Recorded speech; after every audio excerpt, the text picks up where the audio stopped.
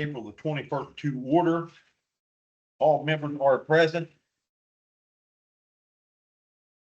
This is a reconvenience to the levy meeting from March 17th, 2026.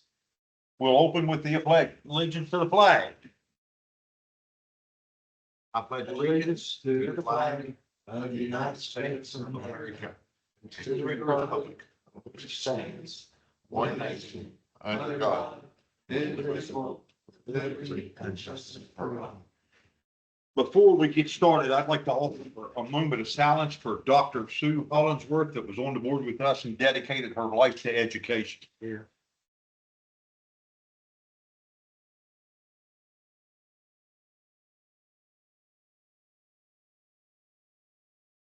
The third item on the agenda is delegations.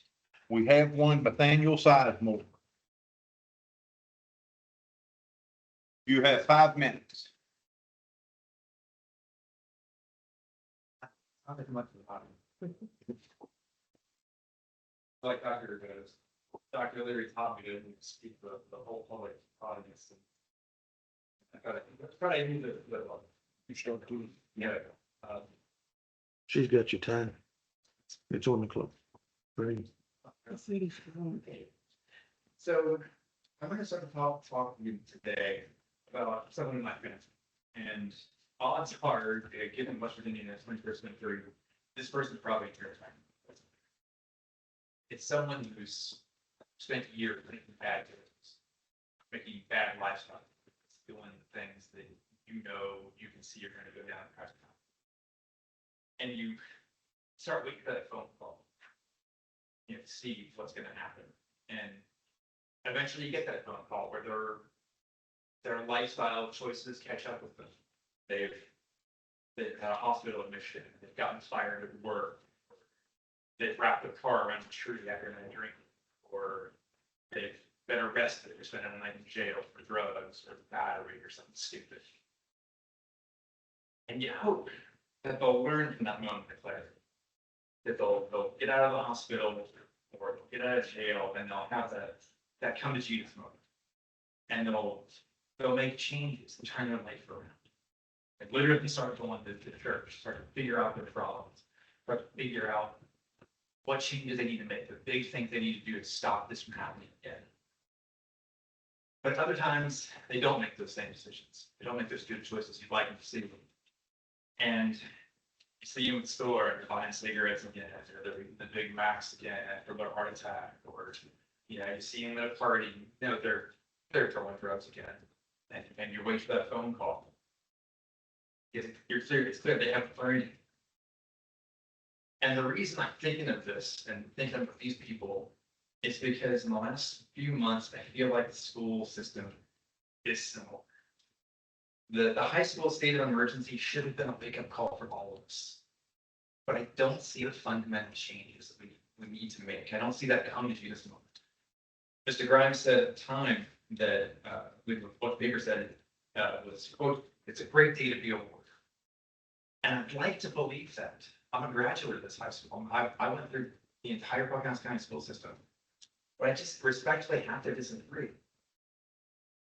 It'll be a great day when we have the same principal at PCHS for 2 years.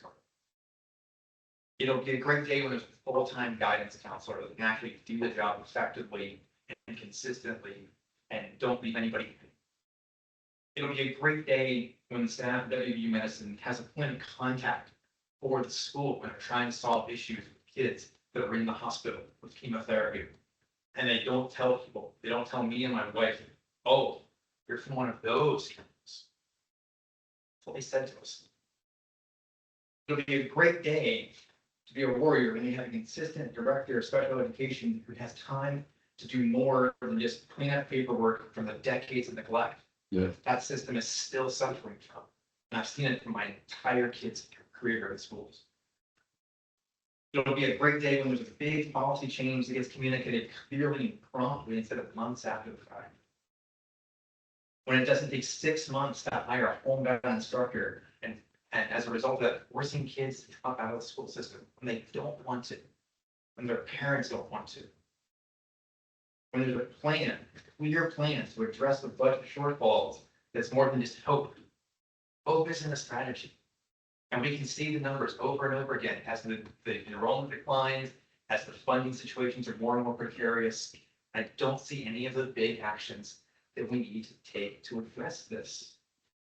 And maybe most importantly, it'll be a great day when morale of the teachers is high and the staff have confidence in their leadership and can come to work every day feeling good, feeling confident, feeling that they're supported and that they know their future is solid.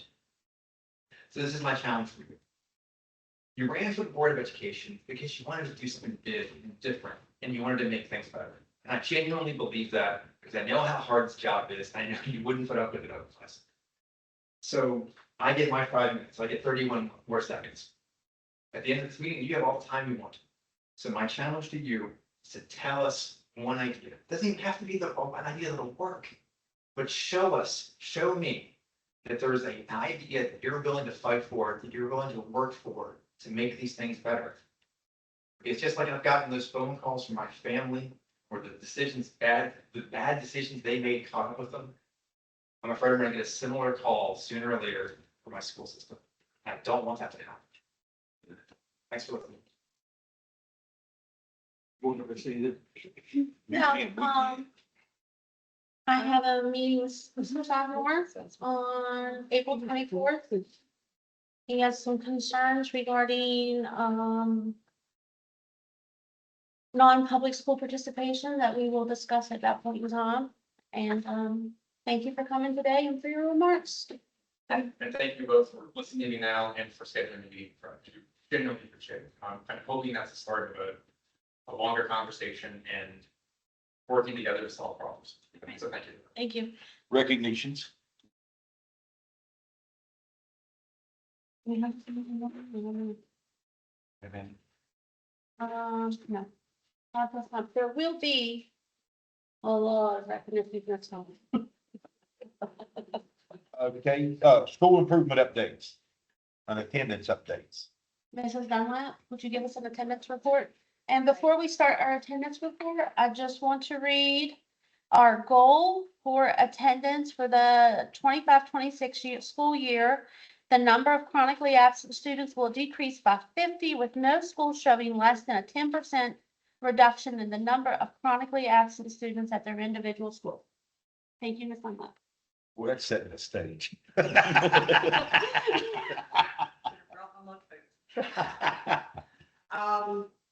Well, so I've been looking at some data and I was talking to Ms. Shopper this morning and because she has been really trying to do some advanced things at Marlington Elementary. They're having an attendance competition between Marlington and Green Lake. They've got some price incentives at Marlington Elementary that I think are really exciting. I think they've got different sizes of tasks for the younger kids and the do that. They've got the principal gets a pie in the face when they fill so many slices. The teachers first, they work their way up to the principal. So they're really trying hard to do some incentives, increase them. Illness got us. So what I did, I went back so I pulled just from like January, I just pulled like 2 sets of dates. So I pulled 61 days from like January until April, and just from last year to this year. Surprisingly, it's very consistent. And I think that's kind of what the flu did us last year. So we can pull lots of different numbers. I was really surprised at her numbers this year. Last year she was like at 25% for those days, those 61 days. This year she was at 41%. Because that flu bug just hit them hard at that point. Remember in the beginning of the year when Green Lake School was through the roof because they had so many chronic absence, their absentee rate was so high because they got hit early. And then they kind of, as we explained, as we go on through the year, we get more days, it kind of spreads out, so it doesn't make the chronic absenteeism so bad. But we are doing better. We're doing much better. But we still have room for improvement. And we've got, like, for example, last year Hillsborough was at this point, they were 26%, now they're at 13%. So they are right on target. They've had 4 of 7 months where they were over 95% attendance rate, which is great. And March shot them in the foot. It's dropping down to 85 because that's when we hit then. So we have to take all that into account and be, figure out how in the world are we gonna address all this to make sure that when they do have these absences, we don't want them to come second share with everybody. But how can we make sure they're still getting their instructions so that they can put forward? It's a complicated topic for that. But, even with this Green Bay, even after they had their rough start, they're down, they're not down 10%, but they're down 1%. But we still have some more weeks of school, so we've got some time to make this all get better.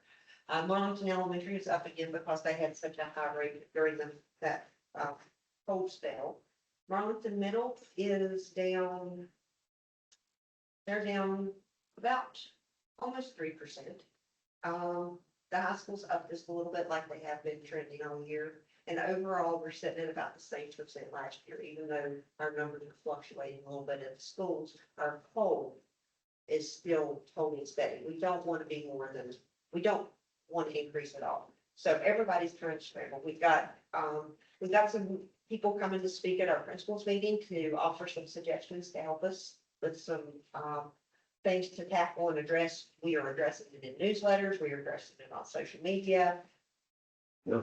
I'm just not, we just kind of stumbled a little bit because we're just like, how do you say bring the kids to school when they're sick? We don't want that to happen. And how do we get them to keep on coming? Just because it's pretty day on Friday doesn't mean we need to stay home. So what can we do? We can say- Then the importance there. Wash your hands more. Wash your hands, blow your nose, let them take you. And then, do you have the exact numbers you could read us, what we were, what we are? Do you have those? So last Come on, year. a statistics, All right, so you're- statistics. I'm sorry. We put it down longer on my Bible with ours. So, you want the total number for the county or each school? Each school, and then the Okay, whole so- county. Hillsborough was 26.38 last year. Now we're at 14.51. Yeah. That's All right. good. Green Bank was at 24.22 last year. They are at 23 straight across the board. Perfect. Marlton Elementary was at 23.03. Right now they're at 27.63. Marlton Middle is 34.05 last year. Now they're at 32.77. Pocahontas County High School is at 39.02. The high school now is at 42.02. And the county overall is at 30.39, and right now we're at 30.7. But we do have some of the data, like when we have students that have transferred out, like they were absent for a while before the other school requested records, or they transferred to high school.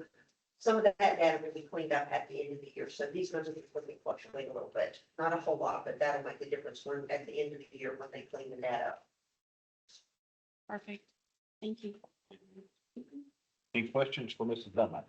I saw that on Facebook. Green Bay posted their attendance one day, and it was really good. It was 90 something. 95. And the next day, Marlton Elementary School had a better one, and they posted and said, "Now beat that, Green Bay." It was cute. So that's a great, I think that's a healthy competition. I hope we can Yeah. continue that.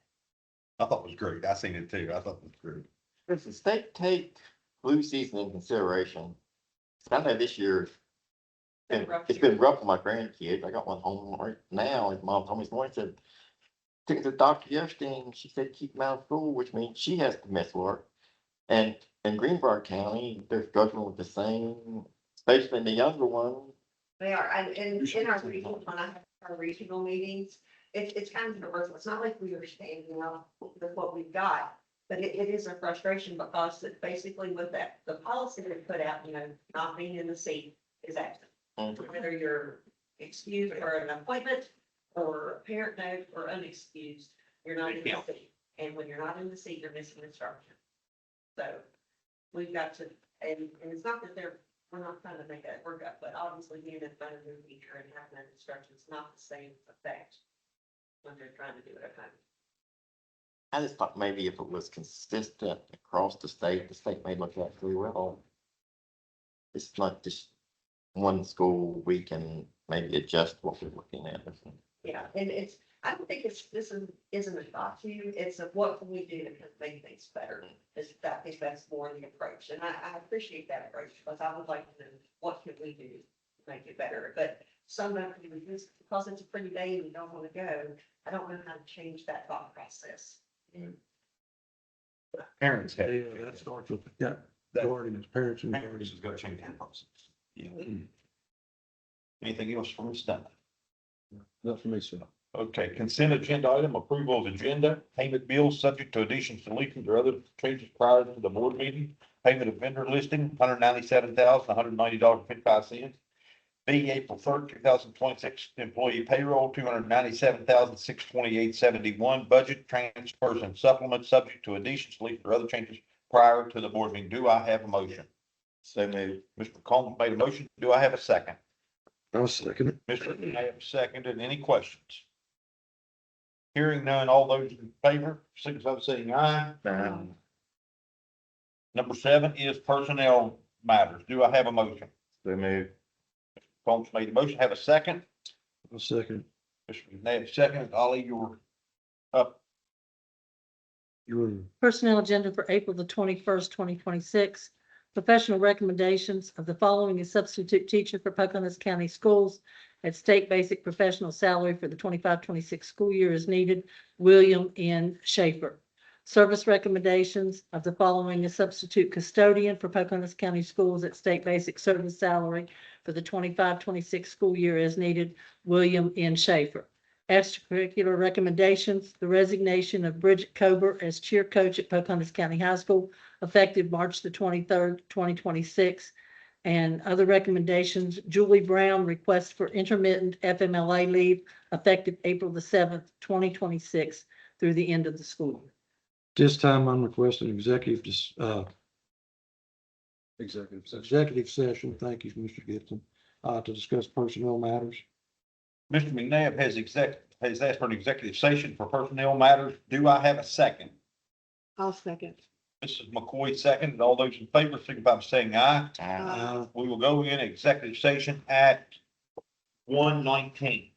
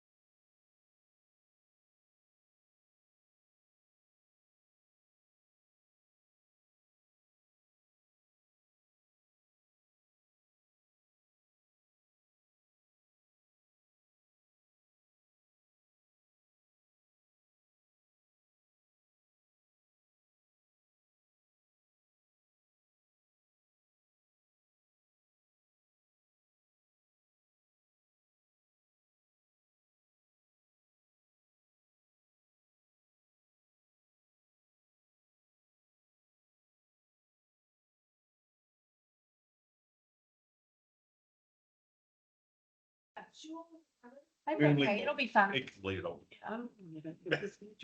Oh, shut that door, Joe. Okay, we ready to go? We come out of executive session at 1:43. We had a motion on personnel items and we're ready to vote on it. All those in favor, signify by saying aye. Aye. Motion carried. Old business, discussion or action, proposed policy revision 3433, vacation, final reading. Do I have a motion? So moved. Mr. McCollum's made the motion. Do I have a second? I'll second it. Mr. McNabb seconded. Any discussion on it? All those in favor, signify by saying aye. New business.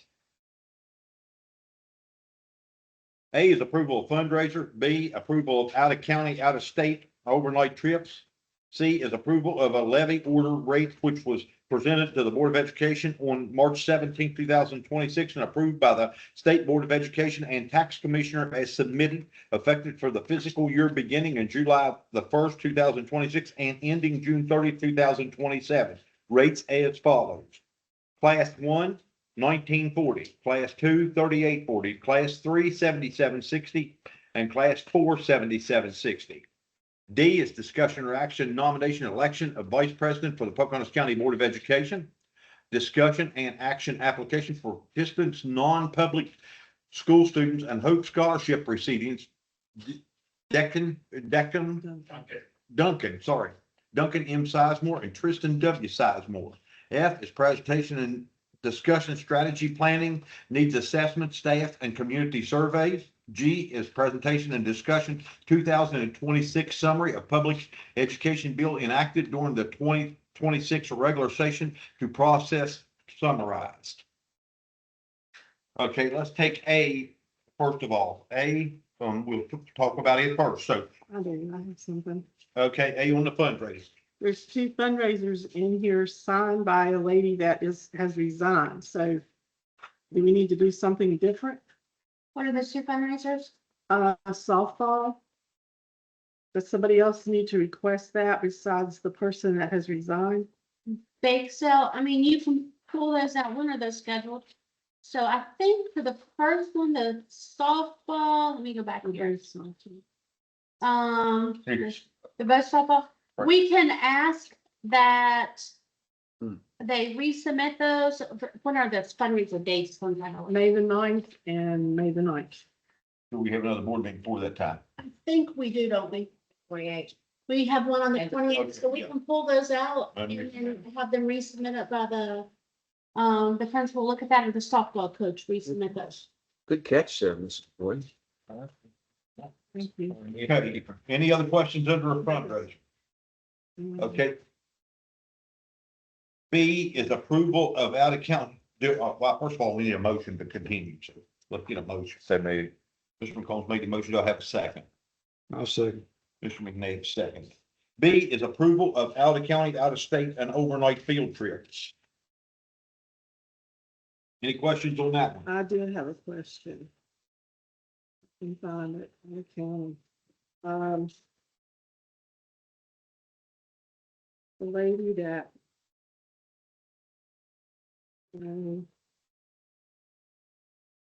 there's an out of county field trip that has 56 students by bus. Thank you. Which one is it? And what school? Pocahontas County High School, and people that will be chaperoning, why is that one chaperone on there? Because it has not, I mean, first of all, does that chaperone have children in school now, or are they homeschooled?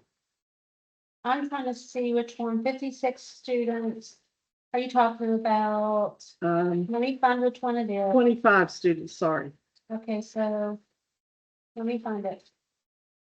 For Ace Adventure. Thank Yeah. you, Don, for Ace Adventure. Yes, the 25 students. other sponsor used to homeschool their children, do they still? I do not know. This is Do you know, for, Mr. Gibson? this is, They homeschool? What's that? Are her children homeschooled? Do you know?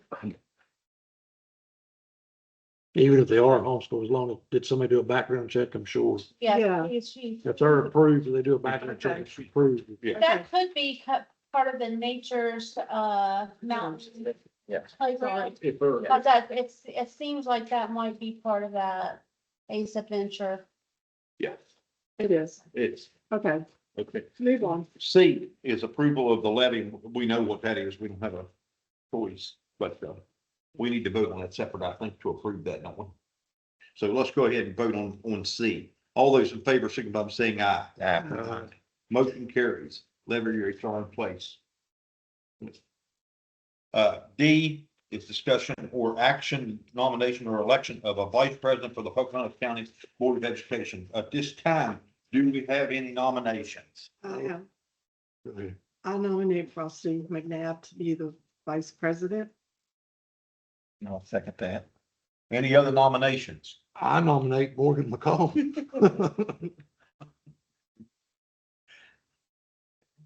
Do I have a second on Frosty's nomination? I second Frosty. You can't second your own. Oh, I mean, I was second Frosty's vice president. I'm not second, no. Okay, do I have a second on Morgan's for vice president? I'll second it. Okay, we're gonna have to do a, vote. Okay, so how do we do that? You gotta get cards, just a little things in like your name. Can you- Okay? I thought we had that vote. We did this with Sue and you, and we came back, and we had to vote in extra session because we cards, remember? No, we didn't have to.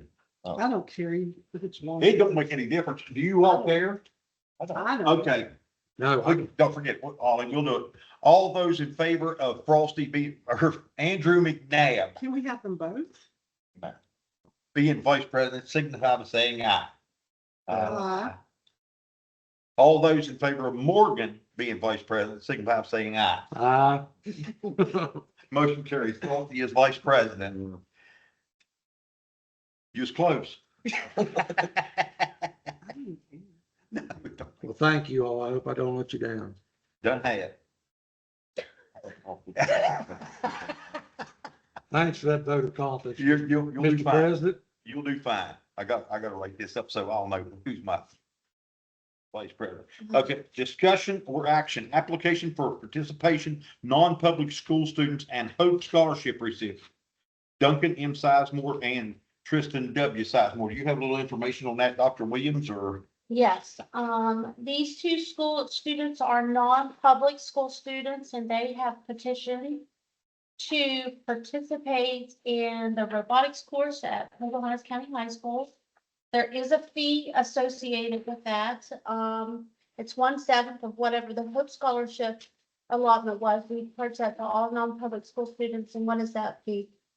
Almost $750. It's almost $750. So should they participate, we would ask the parents to bring them before the class and pick them up after class and pay that tuition since they're not enrolled in the school. $750. About $750 a piece each. each. Yes, So It's 1/7 of what the Hope Scholarship is. yes. So it would For be the year. $1,500 One- for the two. Correct. We're gonna. Technically, the public doesn't participate in this In the board. board meeting, but we can stay afterwards.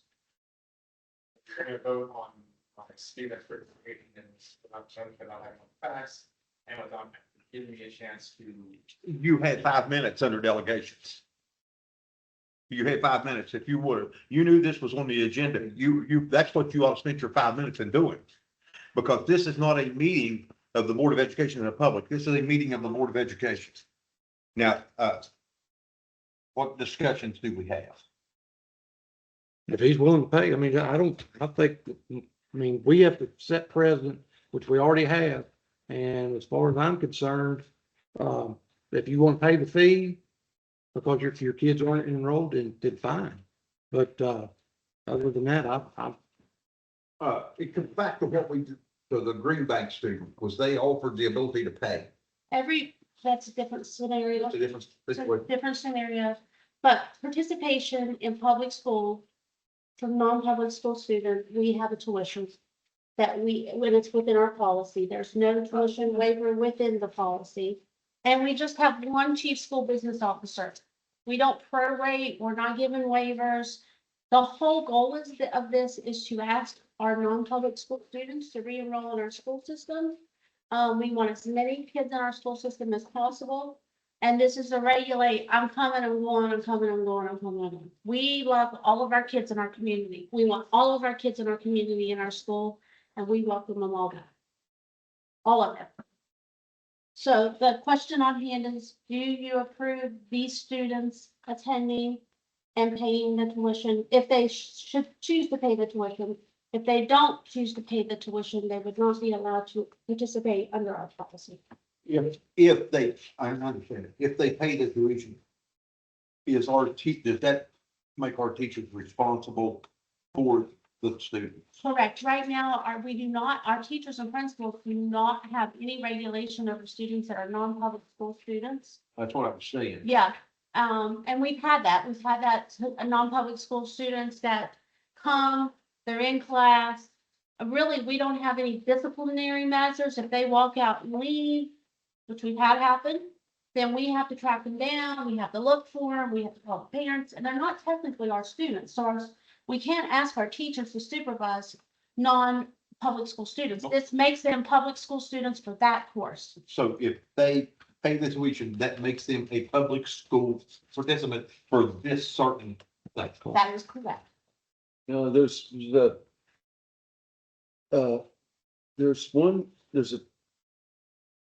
It says here, who wish to participate in individual instructional courses and or extracurricular programs offered by Poca schools must be submitted in writing to the director of attendance for review and approval by the superintendent. Has this proper paperwork been submitted? And It's in your packet. so that has been submitted? It's in your board packet. Okay. Back in. Yes. All right, such, okay. So, all right, so that's really, the only question is the fee, right? That's really what we're looking at. The only question is, do you want them to approve them? And will they pay the fee? You approve them, and then we'll make sure they pay the fee if they attend. That's our responsibility. You want to go ahead and vote on this separate? So, Well, it's, we got all this at one time. This is E of this. Do you want to, no, or just we'll carry on? Okay. Number F is presentation, discussion, strategy. Strategic. I've lost my place now. Planning needs assessment, staff and community surveys. G is presentation, discussion, 2026 summer area, public education bills enacted during the 2026 regular session, the process summarized. Has anybody got any questions before we vote on any of these items? Or we just went over them again. I just want to verify on the Sizemores, if we vote yes, you will make sure they pay the fee. Yes, that's in our policy. They'll pay the fee before they participate or choose not to participate. And you do understand this now, what we're doing here. Understand, and I think you also understand a couple things. One, my family has not been intended to take that switch power over. Two, my son is only at homeschool because there was no other option at the time, including a homebound instructor when he needed it. Three, my son started chemotherapy the day after his 16th birthday. Four, this entire fee, since there's no prorating or no waiving or no considerations, you're asking me to pay the entire fee for effectively a month and a half of instruction, possibly 2 days a week. We've done it for everybody. We've done the same We've thing. done the same thing for everybody. All right. To be there and believe that my students' participation is a benefit to the class. That may be true. Can I say something too? When you're sitting here and you're asking us to do something to go above and beyond, and whenever Dr. Williams said, why don't you put your kids back in school, you lay back and roll your eyes. What do you think that does for us? Huh? Yeah, I don't think you do, Mr. Sizemore. I don't think you do. That's safe for them. Because of the previous administration, we've changed. People, you sit up here at the podium and talk about there's no changes. Do you ever tune into every meeting? How many changes? We've got a new superintendent, we've got 3 new directors, we've got new principals. We're gonna try to find another principal. You holler about and I get tired of hearing this every meeting I go to. I get tired of it. No transparency. We put everything out everywhere we can, newsletters, the radio station, all this stuff. But the question got asked at Hillsborough about this, and somebody said that the question was, have you ever, do you tune in to watch every board meeting? Then you're at fault, not us, because the information's out there Well, you can read it on AMR, you can read it everywhere. I get so tired of hearing that. And the budget's available to anybody. People want to sit back and complain, but they don't want to step forward and be present, everyone, and know everything that's going on. That's why you vote. You vote. The only reason I can figure out why people vote, you vote for somebody that's going to sit on this board and be at every meeting and listen and do what's right for every child. Every child. I'm sorry if I went off. I don't mean it. I don't mean it personal. I just get tired of hearing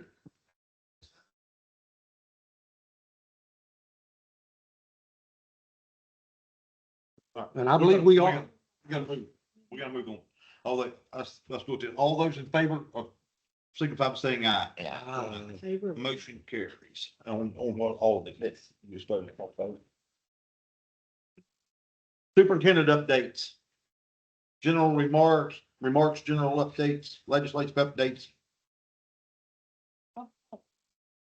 Ms. Hammonds, do you want to pull up the staff survey? Did you just get that staff survey I sent? No, I just sent you one in an email just now. Okay, let's see if that comes up.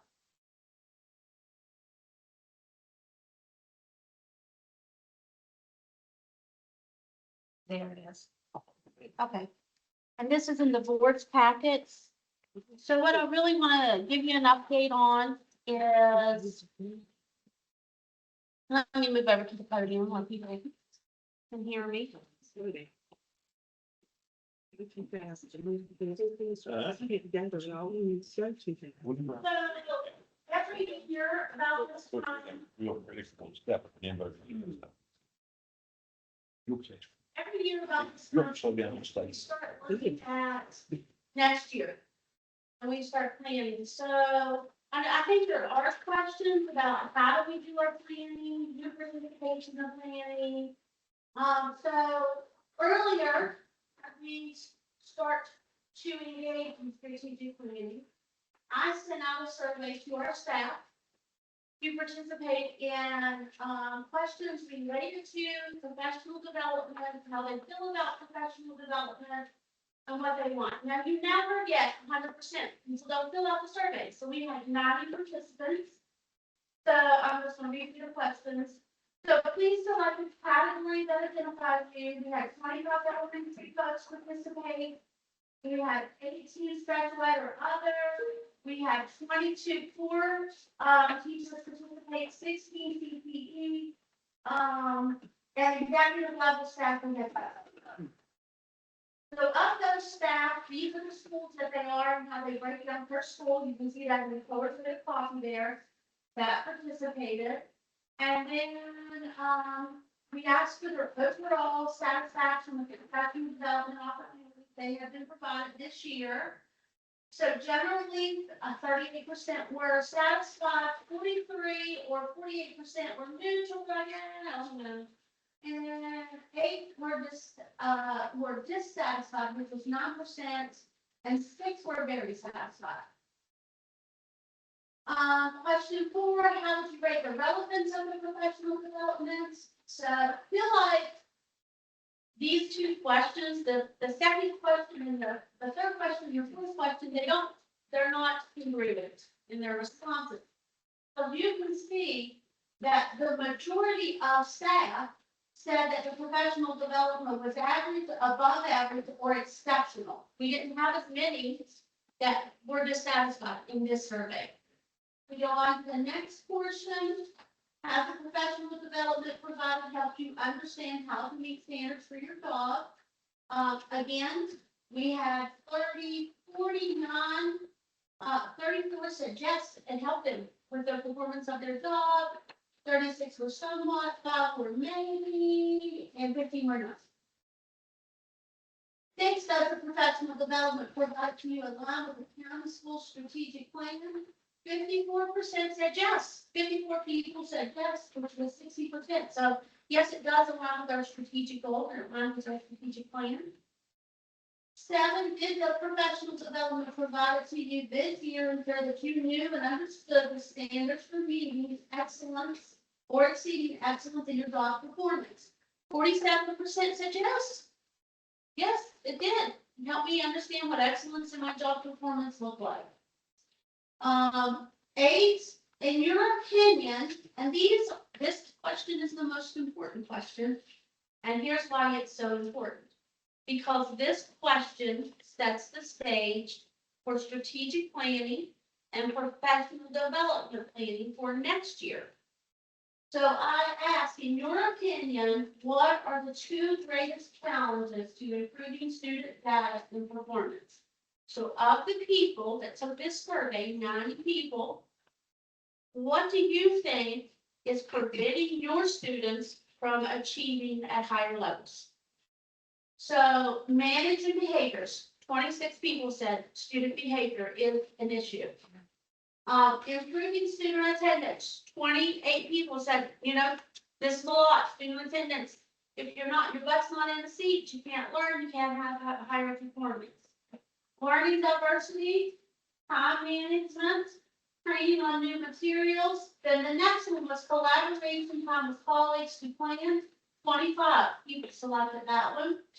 And then the greatest area that people had the concern about, staff in our school system, was family engagement and student motivation. 39 of the people surveyed said student motivation is a barrier. Now, what are they talking about? They could be talking about students engaging in the assignment, student engaging in school. We see we have an engagement problem.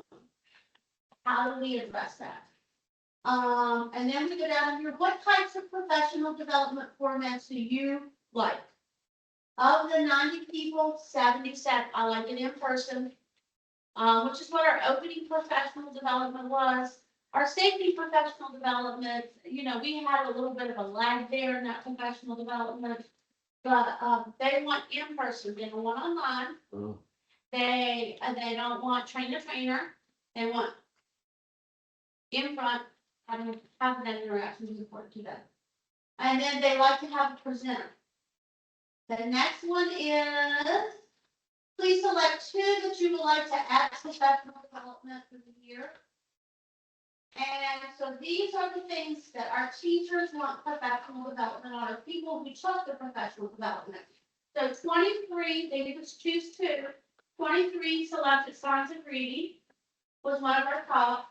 Writing in the content area was one of our top selected. Addressing students with IEPs and core instruction, one of our top areas. Multi-tier system of support for academics, 23 top, and specially designed instruction, 21 folks selected that. And I'm happy to report that those areas of professional development is what we have spent money on this year. Yeah. And it says we need to continue to spend money on that next year. And here's why. Just like with students, when you first introduce content, the first time you hear it, it's new. And it's hard to grapple with. It's hard to have the brain matter that it connects to and then hangs on to, because they're learning something brand new. It's like the first time you ride a bike, the first time you drive a car, the first time you cast a fishing pole, the first time you learn a new dance. You don't have muscle memory. So while we know these things and we learn these things, it's not automaticity. It's not muscle memory. So think about that. The next time you drive a car, like Julie's probably driving a car with like one finger and one eye shut now, right, Julie? As fast as she travels in time. So the first time you ride a bike, You know, you get better as time goes on, so building muscle memory. So as we start to work on strategic planning, you're gonna see budgets for these things. Last board meeting, I trained you on all the steps and what those steps was for. So we have a step in our state allotment of professional development. I will be putting professional development providers before you based on the needs assessment of the people that took the survey. I want to make sure I'm connecting all the parts for everyone, because it is a complicated thing to understand. So are there any questions about the needs assessment for professional development and strategic planning? Well, I don't have any questions, but, you know, I would pass that question along to our staff. What we just did. Questions belong to the staff. Okay. So this is staff generated. These are people that work for Pocahontas County Schools that took the survey, and this is what they said they need. Okay. All right, that's, So, that's all we have for that one. If there's no questions, then I guess I'll move on to the next section. And that was, the 2026 summary of the public education bill. We'll pull this up. This has been for, projects, but I want to talk about this with you because over the next 60 days, 60 to 90 days, we are going to have a plethora of policies. And every time the legislative session ends, we have new policies. We don't do new policies for the sake of doing them. We do them to align with the legislative session and what getting done. So I'm just going to quickly run through these. And if you have any in-depth questions, I'll do my best to answer them today, but I will look into any of the concerns, let you know how that looks in the bill, if in fact you don't feel that. So House Bill 4005 is still CTE skill source. So basically, a summary of this line clarifies child labor laws and age requirements for apprenticeships in the CTE program. So they kind of flesh that out a little bit for us. House Bill 4395 relates to investigations of allegations of child safety violations for school personnel. So typically what districts have done in the past, when there's been a child safety allegations, at times, some districts have let people resign and not pursue the investigation. Now there's a law that says regardless if that person resigns from your district or not, you still have to investigate it. That's not a way out anymore. yeah, okay. House Bill 4425, the purpose of this bill is to repeal the section of code allowing for the athletic eligibility of transfer students. And if I understand this correctly, you can transfer once One time. in your high school career. And that section of code that used to be there, they just deleted that, and all the rights and responsibilities of that now goes to the WVSSAC. You want to expand on that, anything? Yeah. House Bill 4765, 3% pay raise for our teachers. So I'm very excited about that one. That's what that one does. House Bill 4798 permits districts to require the wearing of a panic alert device. Creates funds through the Homeland Security for purchasing the devices. So this is significant because some of the districts have already gotten this, and it costs up between $150,000 and $250,000. These badges, we have one right now. They work with our door system. The security alert that you get that have the cards that have the button on them, they set up their own parameters. And you get a second card that staff wears. So if there's a safety issue, there's a button on there. So one district has, you push 3 times if it's a student emergency, push like 6 times to outside intruder. And what it does is it sends an emergency alert to Homeland Security. We actually have Ben Brown in here. He worked with us on this and looking at our mapping system. So we are going to have to do that And that is going to cost money. We will apply for the grant. I don't know if the grant will take care of all of it. But, Mr. Gibson and, Mr. Anderson and the technology department will all be working on this. Because we will have to be compliant by a certain date. That's something we have to implement that new. Yes. Okay. It's a requirement now. Uh, House Bill 4982 makes West Virginia Healthy Act of 2026. So it creates an Office of Healthy Lifestyles. It creates a Healthy Lifestyle Fund. It creates coordination with the WBD, coordinated with Medicaid, the Office of Healthy Lifestyles County Grant Program. Requires physical education program for physical fitness. And it brings back, if anybody remembers this, because I remember it, so I hated it. But it brings back the presidential physical fitness. Yeah. And our students need it because there's a lot of obesity in our country. So you run a mile, you do set-ups, you do push-ups, you do pull-ups. I can't remember what else we did in that. Anybody else remember presidential fitness? You have to do all the things. Mile, we do the rope climbing. No, we didn't do the rope climbing. But you have to do the stretch and the flexibility Yeah. on that thing. I think you had a mile. This hasn't been going that long, because I think Hunter had to do that. It will be, it is required. It is required, and we will be required to submit that data to the state so that they will not contest. So that. That's a graduation requirement. Is it? Is You it? wanna make it one? No, it's, I don't think so. You gotta do that fast as that. gotta make it fast as that. Okay, so what's the graduation requirement? So- Yes. it is. Yeah, it is. You have to do it. Wow. House Bill 4995 requires the use of video cameras in certain special education classrooms. This is a little change on the special education classrooms monitoring.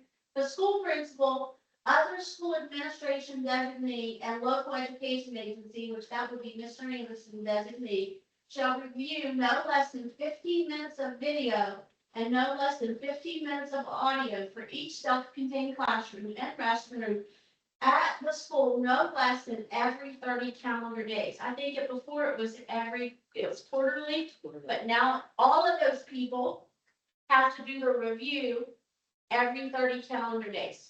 Wow. And you have to keep documentation of that. That has to be in the restroom as well. I thought that did not. That's the audio in the restroom. There's no video, but there is audio, and we are 100% compliant, Ms. McCoy. Okay. That was part of our state of emergency, and we are compliant. Yeah. House Bill Microphone, right? 4995, we'll just go past that one. House Bill 4996 relating to bail in cases involving terroristic threats to schools or children. This may be prohibited by a court from establishing a residence or accepting employment within 100 feet of the location of the place where the violence was threatened to occur throughout. So you may not have, essentially just exactly what it says. It's looking at keeping people that are unsafe away from our school system. House Bill 4999 relating to crimes against athletic officials. This has been a problem in some counties in the state. It's especially a problem, in my opinion, at some basketball games, middle school basketball games where I'm from. It's got a little bit rough, and the police had to be called. But anyway, the purpose of this bill is to modify the criminal administrative penalties for assault or battery on athletic officials or participants. So they're now saying it's not to be tolerated and it's part of the law. Protected same. House Bill 5012 providing for in-year school personnel movement to meet school needs. This is a bill that I am very happy to see because, some of our enrollments occur as I'm making personnel decisions. So I can't make an effective enrollment decision at that time because I don't know how many students, like pre-K, that's one of the things. How many pre-K are enrolled? You have to have pre-K, you have to have 14 pre-K in them. So if you don't have the appropriate number of students, then what do? So they have given us some wiggle room here. Unless student population shifts have resulted in a teacher or service personnel being without an instructional responsibility or work assignment, So we can transfer that. A reassignment may not occur after the last day of the second month unless, now I have wiggle room there, unless the population has shifted and they don't have, for instance, if we have a special education aide that has a student that moves away at the last second, and I need a special education aide at another school, I can now move them to that other school instead of trying to find a way to keep them at that school. So it allows me some wiggle room with that. House Bill 5048 to ensure virtual instruction for foster students while in temporary placement facilities, exactly what it says. When they're out of state or they're in state and they're out of facility, we now have to provide them with virtual instructional opportunities, which is our proximity learning. House Bill 5089 relating to public school acceptance of student transcripts or other credentials, provided that each public school shall record the class, the grade, and source of the student's public school transcript. Sometimes when we have students return to public school from non-public school, the robustness of those transcripts and the rigor of the transcripts are not the same quality of what our students. I've heard tales that they've gotten one, a sheet of notebook paper or a paper bag, just whatever. And the law previously said you receive it, but now at least we have some guidelines of what information has to be on it. House Bill 5438 to modify the foundational allowance to improve instructional programs requires unused third grade Success Act funds to be reallocated. So that's something that's really important to us, is that we're spending our money. So when people ask, you're spending your money, you spend this money on that, you spend your money here, there, and everywhere. Well, we have funding sources, and those funding sources have to be spent on certain things. So we may spend a lot of money on this because we got a lot of money to spend, and we can't spend it on anything else. And not spending it because it's being questioned causes us to have to give it back. And then Mrs. Hamilton here and Dr. Williams, we get pinged on our evaluation from the State Department because they're making sure we're spending. That's our job to do that. So we have to spend money appropriately. Agree, Ms. Hamilton? Amen. Expand the science of reading to support the 5th grade. It just went up to the 3rd grade. Now we have to go up to the 5th grade. Provide the provision to allow step 7B funds to be withheld for WEVA's financial system. What we have right now is we have an antiquated system, and all the finances, and you heard about this in Hancock County, they weren't putting their information in WEVA's. So the state is going to hold back some of our technology money over a period of time to purchase a new system, and then they'll hold some of that back annually to pay to keep the licensing in that system up. And I can't remember, the initial cost is 14 million. You want to say anything about this, Sarah? You're correct. It's $14 a chunk. million, and then it'll be $3 to $5 million each year. And we have to pay our share, and it's required for us to use this. The standard had been set. Now we all have to follow along. Yeah. Essentially. Wait, go back. Down here it is. The total appropriation computed under the preceding allocation structure shall be reduced annually by the amount not to exceed $15 million. So that means $15 million of the money allotted to the 55 counties will be held back at the state to be utilized for this new information system. Hopefully we can be a pilot program. Um, Hopefully we can be a pilot program. Hopefully we will get a pilot program, and Sarah will be an excellent pilot. Five minutes you can drive. House Bill 5480 relating to the establishment of the West Virginia Youth Summer Employment and Career Readiness Program. This bill establishes the West Virginia Youth Summer Employment and Career Readiness Program to provide paid summer employment, apprenticeships, internships, and entrepreneurial exposure for youth statewide. Participation is open to all eligible youth with targeted outreach to youth facing barriers to employment. The program emphasizes emerging job growth sectors, workforce development, and coordination with employers to strengthen the West Virginia long-term labor force, which is what we're doing here in our county with our CTE programs and our associate's degree programs. We are focusing on the labor market and what our community needs to keep our students home. And make sure we have a workforce ready. And you do have something nursing, right? Yes. Coming up? Who is that with? Huh? Who is that with? Yeah, you river. New River, both of our programs will go through New River. And we've already done our first career fair. Ms. Dunlap and I we're gonna meet with them, talk about the logistics of what next step is informing parents. Because there are some, when you go to college, there's requirements. Yeah. So we have to set the stage for what the 11th and 12th grade requirements are. There is a required SAT score. There is a required GPA average. There are some things that students have to do to get into those programs.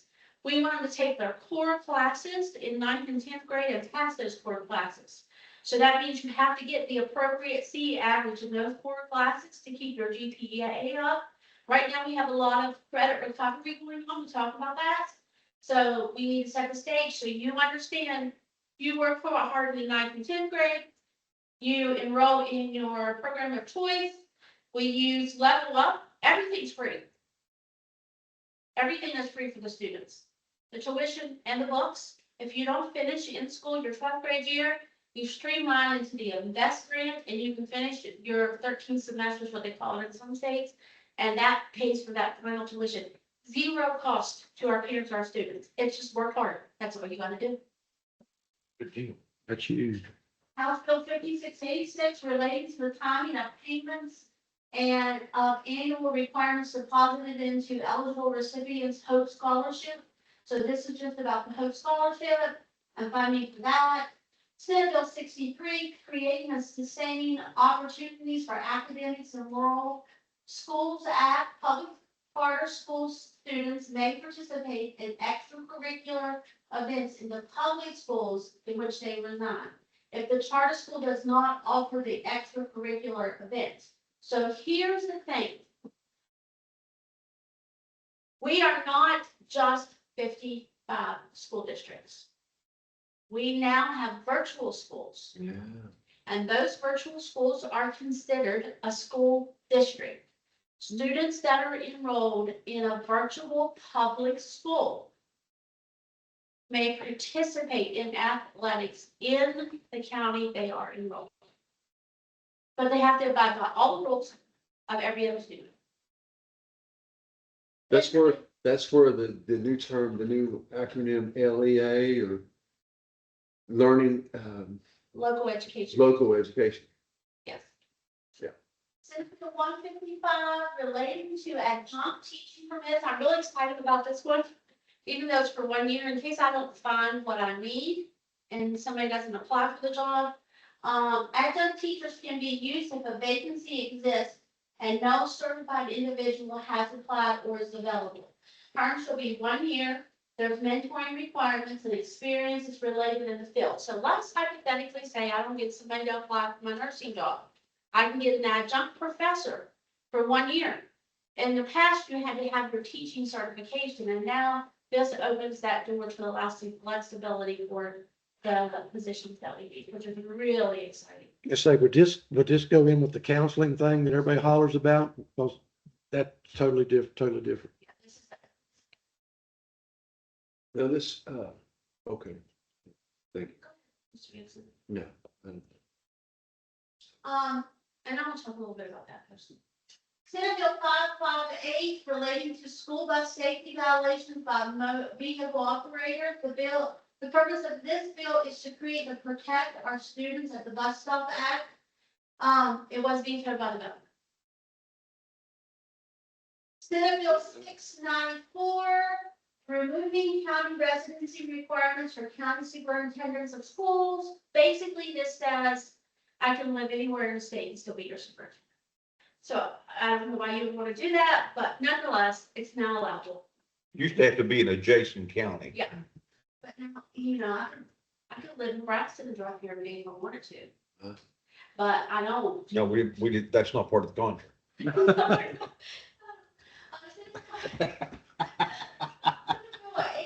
changing certain school calendar requirements. There's a lot of rules that goes with this, but they removed the 180-day requirements and replaced it with 900 instructional hours. Changes requirement for faculty senate and teacher preparation days has also changed. Allowed for accrued hours to be used for delays and early dismissals is still within that guidance. And it will not go into effect, so this year calendar is in place, as we're working on the calendar for next year, 2027, is when you have the flexibility to apply for this new type of calendar. Now, there's some caveats. I believe for retirement, you have to work 5 days. So there's some policies that hasn't changed, policy 2510. So they have some policy work they have to change to align with this. So the State Department is working on that. Permitting certain teachers to be certified to work as school principals. So now if the purpose of this bill is to permit teachers with 15 years of experience at the elementary, high school, or middle school level to be certified to be principals at the level they have taught in for a minimum of 15 years. So if you've been a high school teacher for 15 years, they will now grant you a principal's permit to be the principal. Don't have to get an admin. You can file for this permit. Hmm. Same for each program, but you had to serve for 15 years at that program level. They changed things for a teacher a few years back only. If you have 10 years of certification, you get your permanent certification. So they are doing some things to retain our teaching staff and make West Virginia the place to be. So Senate Bill 1064, redefining long-term substitute as relates to public school personnel. Long-term substitute means a substitute employee who fills a position for more than 30 consecutive instructional days. A position expected to exceed 30 consecutive instructional days shall be considered a long-term substitute position and shall require the individual serving in the assignments to hold the appropriate credentials issued in accordance with the state board rule, where the posting is only required to occur one at the beginning of the year and once mid-year in accordance with West Virginia Code 18A-4-7A. Summary. This year I posted every position all year long. It's a lot of work. If I get a long-term sub in there, they're a good long-term sub, they're doing a good job. The incremental postings is, I'm not required to do a continuous posting. And I think that's what's probably best for our students in the long run. Bills that didn't cross the finish line, we're not going to talk about some pressure for time. So, any questions on the legislative session or the updates that I provided today? Is there anything that I can answer? The one question that was pertaining to the adjunct teacher, if they qualify that, will the state pay for that? This makes it reimbursable. Oh, good. So they will be reimbursable on the certified list is what I think you're asking. Yeah. And it does allow, we have a lot of college professors that's taught in college and they don't qualify to be a public school teacher. So now they can be a public school teacher for 1 year and help us out. And I think that's, they have experience teaching. So I think that's a good thing for us, especially here in Pocahontas County. We may have some retired adjunct professors working here in our county. Okay. I'm gonna do mine. May I go ahead and do superintendent of safety? Yes. Okay. So then I wanted to report out on you on, report out to you. As you know, we are in the throes of doing a heavy lift at the high school. We're changing every element of our schedule. So the staff has chosen a split block schedule, a modified 4x4 split block schedule. And what that means is that you have 4 classes you complete from beginning to end first semester, 4 classes that you complete beginning to end second semester, and then you have some courses that may run full year. Okay? The reason we're looking at this particular schedule is to allow for more courses to be taken that do not conflict with each other. Allow for more CTE completers. And also to allow time for credit recovery. So if you fail your algebra class first semester, you still have the time to drop into an algebra class second semester without us having to go through credit recovery. So it allows, you just took it, you didn't get some things right, we can go ahead and put it over here, and maybe you can pass it second semester. There's research that supports that's good to go. Or if we have a year-long English class in the 11th grade and a first semester English class, you get sick, you can't be in English, you fail your English class, we can pop you right on down into the year-long English class and do credit recovery. So there's a whole bunch of benefits. There's less transitions in the hallway. There's more time for reinforcement in the classroom. It's a much more engaging schedule. And this was important to the staff at Pocahontas County Middle School. This was important to the community. I've heard nonstop about the schedule, when the schedule changed, and it was when the high school started to decline. So for morale, for culture, for longevity of the change, I think it's important to give something that they asked for. So here's the schedule. We have first block, which you can see is 89 minutes. We have 3 minutes transitions between our blocks. Then we have breakfast after first, which is the breakfast strategy. All school systems are required to have a breakfast strategy. Then we have second block, and second block is 90 minutes, but there's block 2A and 2B. So that means that'll be a split block class there. When students will have 2 45-minute courses. So for example, when I taught at Allegheny High School, you can have an AP history class and an AP English class. They were like partner classes. So they had we had our top 25, 30 students was taking AP, and they just switched. That was an interchange switch with those teachers. So that allows that type of thing. It'll probably be 11th grade because that's our accountability year, and that's when they take the assessment. Then we have our third block, and our third block has a split lunch that is staggered.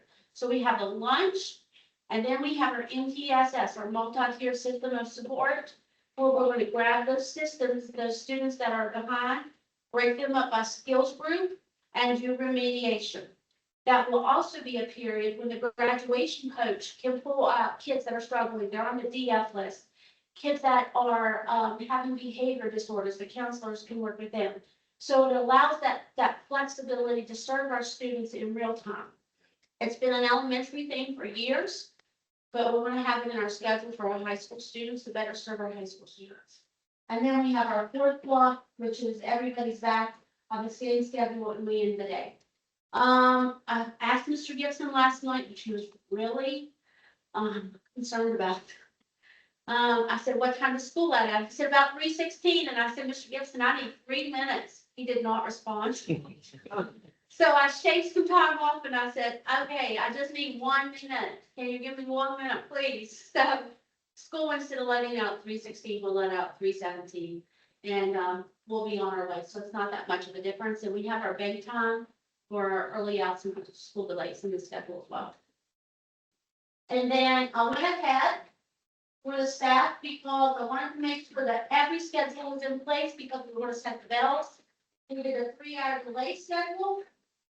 We won't serve breakfast on 3-hour delays. We already don't serve breakfast on 3-hour delays. And then I did a schedule for 3-hour early release. So that all those scenarios are already in place. When we open, there's no confusion. It's in the handbooks. It can be communicated to the parent. And I just really feel like great things are going to happen at Pocahontas County High School. Now, I want to add this caveat. There could be some changes. I'm sharing it with the board and the public. It's going to go back to the scheduling committee. We're going to look at it and talk about it and allow the teachers to tweak anything. The teachers have seen this once, but I want to make sure that they get to see it again, and we may make some little tweaks as well.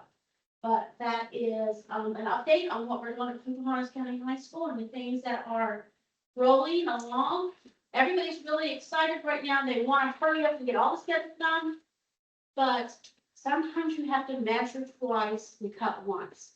We want to do this right. So every student will have a schedule in their hand when they leave school June 12th. Right. And I'm confident on it. Please, that's a big deal. But every student's not going to have a schedule in their hand May 1, because this is an exceptional heavy lift. Yeah. And it takes a thoughtful, laser-like focus to make sure every step is overanalyzed. And that is, a characteristic of mine, being over analytical. But once we get it in place, it's gonna be good, and it's meant to last a lifetime, or at least until I retire in 7 years. Wait a minute, I thought it was 10. That's what Mr. Nixon said, 10 years, I said,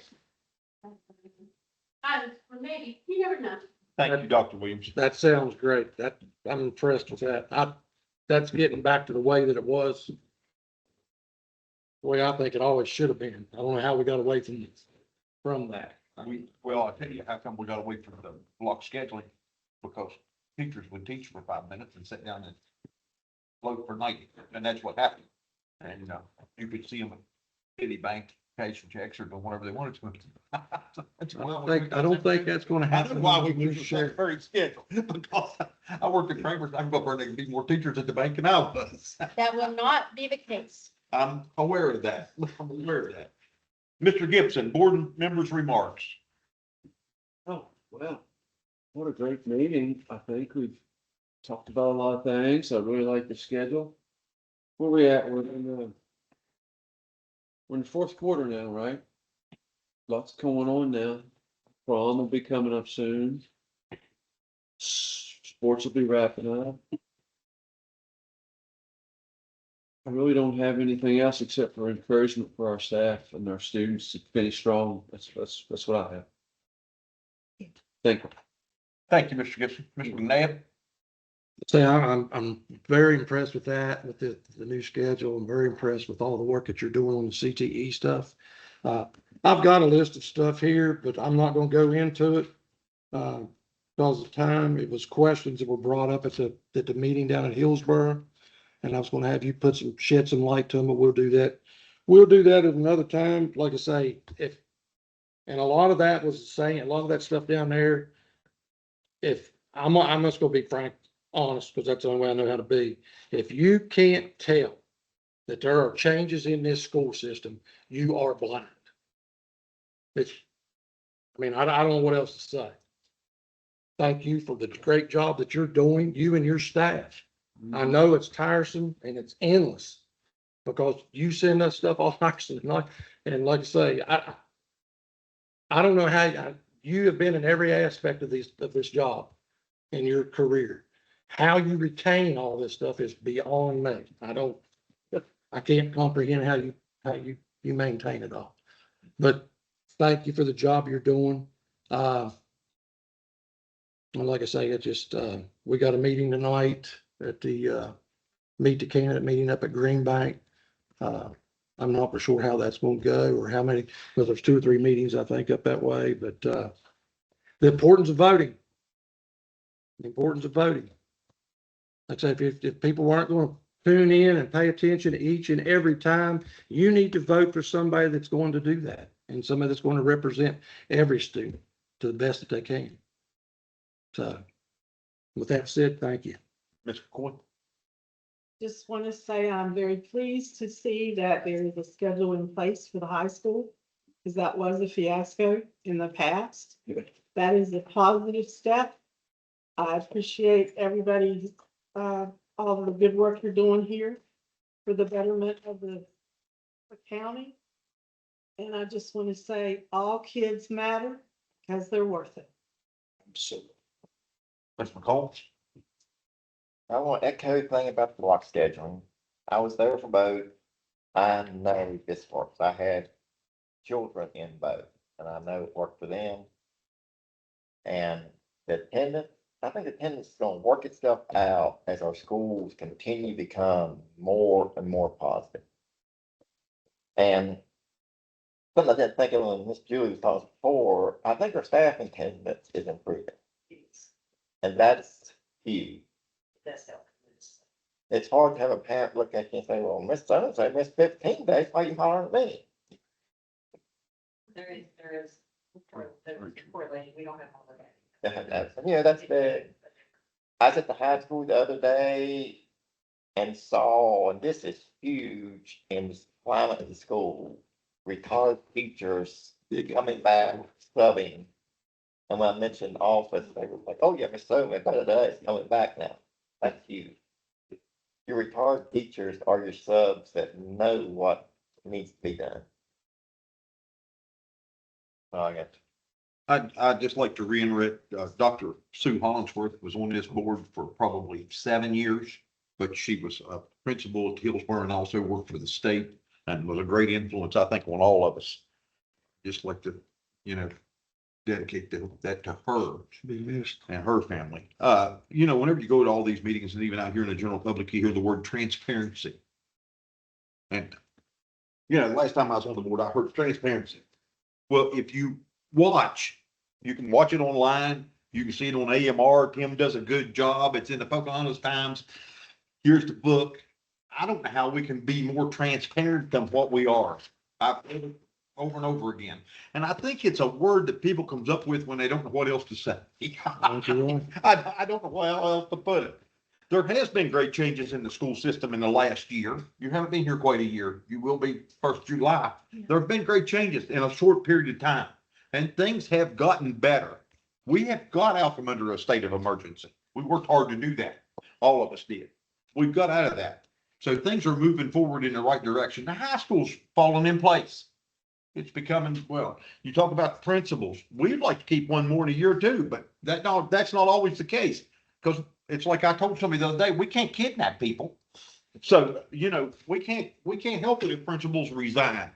But we've got a good one there now that knows what she's doing. She will be to the end of the school year. And the question I'd like to ask you, you said the school wouldn't provide what your sons needed. What were you talking about when you said that? So, so Tristan was diagnosed with liver cancer mid-September. And I'm so sorry about that. Yeah. We truly. And I'm not saying that it's a conversation. Oh, no. Just to say, this is what happened. At the end of that year, we were in free fall. We were at Morgantown trying to figure out what was going on, what we were doing, what we needed to do. We were just struggling, to be totally honest. And after we got the medical stuff sorted out, we came with, after about a month, honestly, both kids were out of school. We were like, we've got to fix that. We've got to get our kids some sort of stability and some sort of education. And we went to the school to figure out what the options were, because we were already told at that time that because of the chemotherapy, they couldn't be in the public school system because of all the flu and all of the. Oh, yeah, I'm well aware of what it does to you. Yeah. So we asked, what are the options? And at that time, the virtual school option wasn't available, or it was an option, but it wasn't gonna work because we had the guarantee, we have to get through all of this coursework by this date, no matter what. And honestly, we didn't know what Tristan was gonna be capable of doing, if anything. So we didn't think that was a good option. The other option that wasn't available to us was the homebound education, because that there was no position, that position was not filled.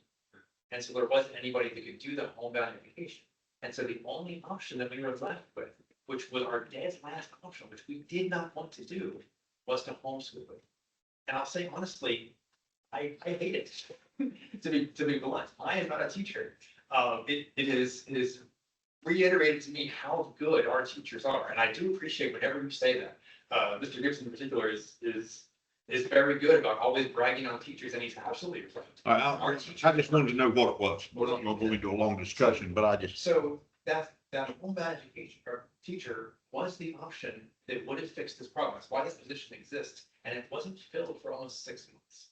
The other thing I'll say is that delegation medicine did reach out to the high school and the board and tried to get, to figure out something on their side, and they were unable to get phone calls returned. And that was literally the quote when we talked to their education staff. They said, "Oh, you're from one of those counties." Well, I'm well aware of WVU medicine and everything. Who was in charge when they made these calls? I would love to know that, honestly. I mean, They called the guidance counselor. how long ago was this? This was in early mid-October. I can bring specific dates if you want, but there was a communication breakdown. And again, your point, Mr. McNabb, I agree that there have been changes, but I don't want us to pat ourselves on the back I think that we've fixed everything.